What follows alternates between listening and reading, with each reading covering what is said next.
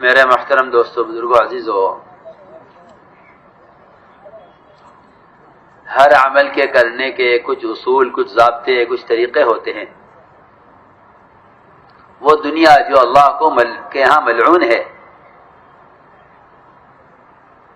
وہ دنیا جو اللہ کے یہاں ملعون ہے، اللہ وبرکاتہ، اور جو کچھ اس میں ہے سب ملعون ہے۔ تک پہنچانے کے لیے ہمارے ساتھ معاونت کریں۔ اگر اللہ کے نزدیک اس دنیا کی حیثیت ایک مچھر کے پر کی بھی ہوتی تو اللہ رب العزت یہ ساری دنیا مسلمانوں کو دیتے، کافر کو ایک گھونٹ پانی بھی نہ دیتے۔ جو وہ دنیا جس کی یہ حیثیت ہے، اس کے طریقوں کے بدل جانے پر فائدے حاصل نہیں ہوتے، تو وہ دین جو اللہ کو محبوب ہے، وہ اوامر جو اللہ کی ذات سے، اللہ کی طرف سے آئے ہیں، ان اوامر کے اندر اگر انسان اپنی چاہت، اپنی طبیعت، اپنے طریقوں کے اعتبار سے چلے تو کامیاب کیسے ہو سکتا ہے؟ اس لیے سب سے اہم اور بنیادی بات یہ ہے کہ جس طرح عبادت کو نبوت کے طریقے پر لانا ہی عبادت کے اثر کو ظاہر کرتا ہے اور اس کو عبادت کو قابل قبول بناتا ہے، جس طرح محمد صلی اللہ علیہ وسلم کا طریقہ ہے عبادت ہی عبادت کو قابل قبول اور مؤثر بناتا ہے، بالکل میرے محترم دوستو، عزیزوں، جس طرح عبادت ایک متعین طریقہ ہے اور اس کی متعین سنت ہے، بالکل اسی طرح دعوت اللہ،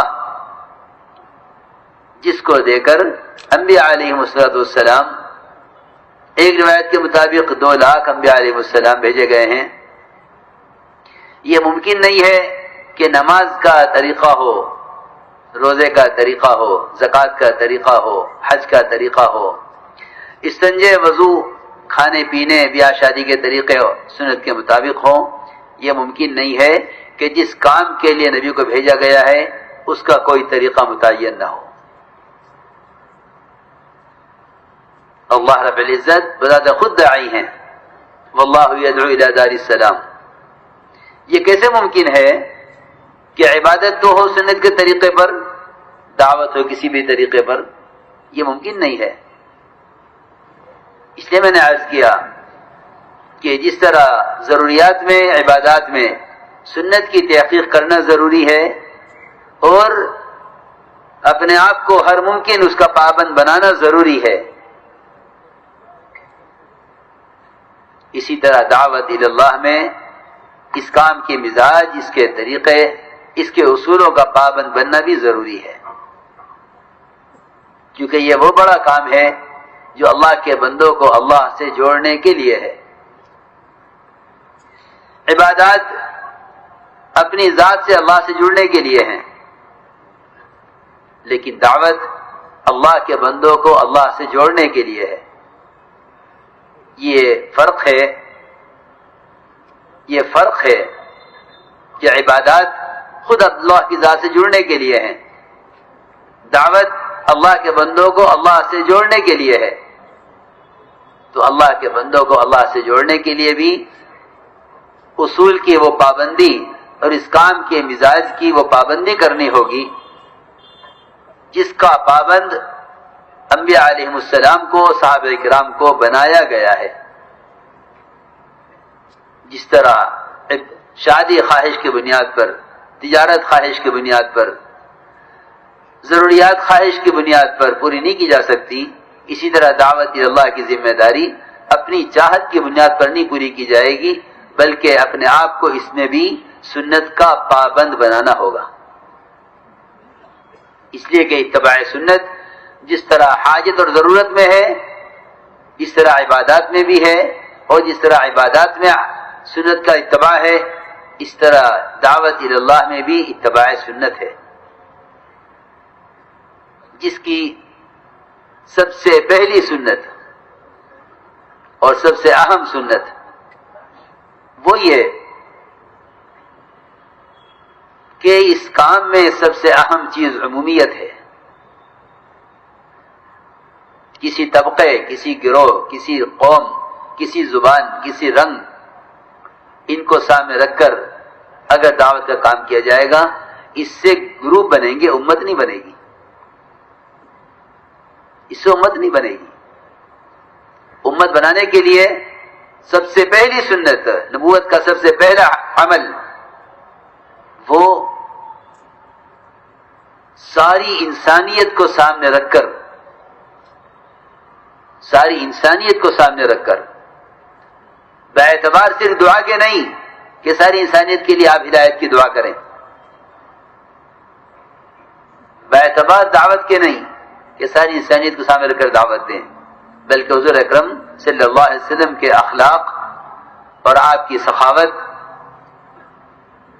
اور آپ کا لوگوں کے کام آنا، یہ بے اعتبار اپنا اتباع کرنے والوں کے لیے کہ نہیں تھا، بلکہ ایک مشرک، ایک کافر، ایک یہودی، ایک نصرانی، وہ بھی یہ جانتا تھا کہ ان کا جو معاملہ، جو اخلاق اور سخاوت اپنوں کے لیے ہے، اس سے کہیں زیادہ غیروں کے لیے ہے. اس عمومیت نے، اس فراخ دلی نے اسلام میں آنے کا راستہ کھولا تھا. یہ اسلام کا اصل دروازہ یہ ہے، اسلام کا اصل دروازہ ہے کہ وہاں دعوت بغیر کسی قوم کی تقسیم اور علاقے کی تقسیم اور کسی زبان اور رنگ کی تقسیم کا بغیر دعوت ہے. بلال حبشی آپ کے ساتھ کالے، صہیب رومی آپ کے ساتھ گورے، ہر زبان کا آدمی ابتدا سے آپ کے ساتھ. میں نے عرض کیا کہ سب سے اہم چیز اپنے اندر وسعت اور دعوت میں عمومیت پیدا کرنا ہے. کہ حضور اکرم صلی اللہ علیہ وسلم نے کوئی طبقہ نہیں بنایا تھا، آپ نے کوئی طبقہ نہیں بنایا تھا کہ ایک طبقہ بنائے جو امت پر محنت کرے، نہیں، بلکہ آپ کی اتباع کرنے والوں میں ہر رنگ، ہر زبان، ہر خیال کا آدمی آپ کی دعوت کا میدان تھا. اس لیے ہر ایک لپک کر آتا تھا. تو میں نے عرض کیا کہ سب سے اہم چیز یہ ہے، سب سے بڑی سنت یہ ہے کہ دعوت میں، اس کام کے کرنے والوں میں سب سے پہلے وسعت قلبی پیدا ہو. تنگ دلی سے قومیں بنتی ہیں، امت نہیں بنتی. تنگ دلی سے قومیں بنتی ہیں، امت نہیں بنتی. امت بننے کے لیے سب سے بنیادی سنت یہ ہے کہ حضور اکرم صلی اللہ علیہ وسلم کسی انسان کا درجہ اس سے کم نہیں سمجھتے تھے کہ آپ اس کو دعوت دیں. کسی غلام کو دعوت دینے میں ان کے آقاؤں کے ہوتے ہوئے آپ کی تو کوئی عار نہیں تھی کہ اس سے کیا بات کریں، اس کی کیا حیثیت ہے، اس سے کیا بات کی جائے، اس کی کیا حیثیت ہے. کوئی میری حیثیت کا آدمی ہوتا، جس درجے کا میں ہوں اس درجے کا آدمی مجھ سے بات کرے تو میں اس کو بات سمجھاؤں، یہ جا کر دوسروں کو سمجھائے. یہ بات نبوت کی شان میں اور نبوت کے کام میں یہ بات نہیں ملے گی کہ مجھ سے میری حیثیت کا آدمی بات کرے، یہ بات نہیں ملے گی. بلکہ جب حیثیت والوں کو آپ نے الگ موقع دیا اور عوام کو آپ نے الگ کیا تو اللہ تعالیٰ کی طرف تنبیہ ہوئی. عبس ایسی پر نازل ہوئی کہ آپ نے رؤسائے مشرکین کو الگ جوڑ لیا اور عبداللہ ابن ام مکتوم نابینا صحابی جو علم کی طلب لے کر آ رہے تھے ان کو آپ نے روک دیا. بلکہ یہ بھی فرمایا کہ یہ وقت تمہارے آنے کا نہیں ہے، تمہارا وقت دوسرا ہے. آنے سے نہیں روکا، وقت متعین کر دیے تھے. میں عرض کرنا چاہتا ہوں کہ اس درجے پر بھی اگر امت کو تقسیم کیا تو اللہ تعالیٰ کی اس کی بھی گنجائش نہیں ہے، اس کی بھی گنجائش نہیں کہ جو طلب لے کر آ رہا ہے اس کو آپ نے روک دیا، جن میں طلب نہیں ہے ان کی آپ کوشش میں ہیں. تو میں عرض کر رہا تھا کہ حضور اکرم صلی اللہ علیہ وسلم کسی انسان کا درجہ اس سے کم نہیں سمجھتے تھے کہ آپ اس کو دعوت دیں. سفر ہجرت میں آپ نے مشورہ کیا کہ کس طرح سے جانا ہے. صحابہ نے عرض کیا، آپ کے رہبر نے کہا کہ یہ راستہ ہے قریب کا، لیکن اس راستے میں 2 خطرناک ڈاکو رہتے ہیں، کسی گزرنے والے قافلے کو چھوڑتے نہیں ہیں. آپ نے فرمایا ہمیں ڈاکوؤں کے راستے سے ہی جانا ہے. ہجرت کا سفر ہے، انتہائی خوف اور حالات میں آپ نکل رہے ہیں، لیکن فرمایا کہ ہمیں ڈاکوؤں کے راستے سے جانا ہے. کیوں؟ صرف 2 ڈاکوؤں کو دعوت دینے کے لیے آپ خطرناک راستے اختیار فرما رہے ہیں.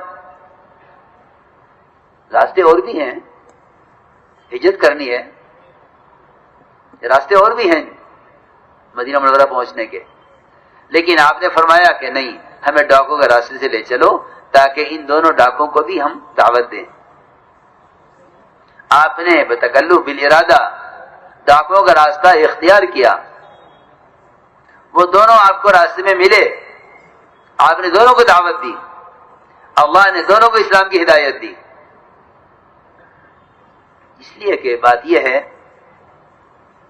کہ اللہ تعالی کی طرف سے امت کے قلوب داعی کی دعوت پر اللہ کی طرف جب متوجہ ہوتے ہیں، جب اس کے دل میں ہر انسان کو، چاہے وہ امت دعوت ہو یا امت اجابت، ہر ایک کو اللہ کی طرف بلانے اور اللہ کی ذات سے جوڑنے کا غم اور فکر اس پر غالب ہو، تب یہ اللہ کی طرف سے، تب اللہ کے جزے فیصلے ہوتے ہیں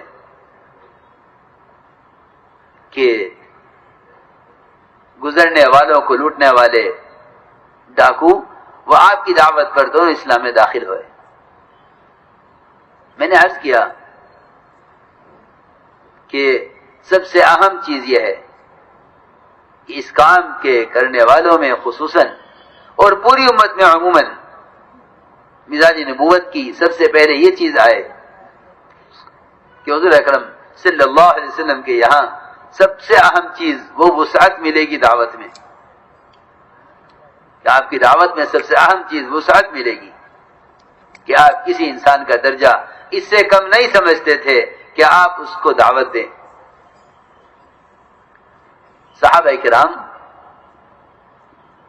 حکم بن کیسان کو دعوت دے کر جب تھک گئے اور قتل کرنے لگے، حضرت مقداد نے کہا کہ حکم بن کیسان کو قتل نہ کرو، میں اس کو لے جاتا ہوں حضور اکرم صلی اللہ علیہ وسلم کی خدمت میں، آپ اس کو دعوت دیں گے. یہ بات نہیں تھی کہ یہ سننے والا نہیں ہے، ماننے والا نہیں ہے، آپ اس کو دعوت دیں گے. حضرت مقداد نے حکم بن کیسان کو امان دی، ان کو لے کر آپ خدمت میں حاضر ہوئے. عرض کیا یہ اپنے قوم کا سردار ہے، آپ اس کو دعوت دیں. حضور اکرم صلی اللہ علیہ وسلم تنہا ایک فرد کو لے کر بیٹھے رہے. ہماری طبیعتیں انفرادی دعوت میں نہیں چلتی، اجتماعات کی کثرت نے، بیانات کے شوق نے انفرادی دعوت سے بہت روکا ہوا ہے، بلکہ انفرادی دعوت ایک نظر میں ہلکا کام بن گیا ہے، حالانکہ اللہ رب العزت سب سے زیادہ متوجہ ہوتے ہیں نبی کی طرف جب آپ دعوت دیتے ہیں اور جب آپ صحابہ کے ساتھ عبادت میں ہوتے ہیں. الذی یراک حین تقوم وتقلبک فی الساجدین، یہ 2 موقع اللہ تعالی کی طرف سے توجہ خاص کے ہیں، رحمت خاصہ کا متوجہ ہونے کے ہیں. میں عرض کر رہا ہوں کہ جب کسی کام میں انتظام غالب آ جاتا ہے تو مقصد اور اصل کام مغلوب ہو جاتا ہے. جب کسی کام میں انتظام غالب آ جاتا ہے تو مقصد مغلوب ہو جاتا ہے. کام کا انتظام اور اجتماعی کام اگر انفرادی دعوت سے زیادہ اہم سمجھے جانے لگے تو فتنے پیدا ہوں گے.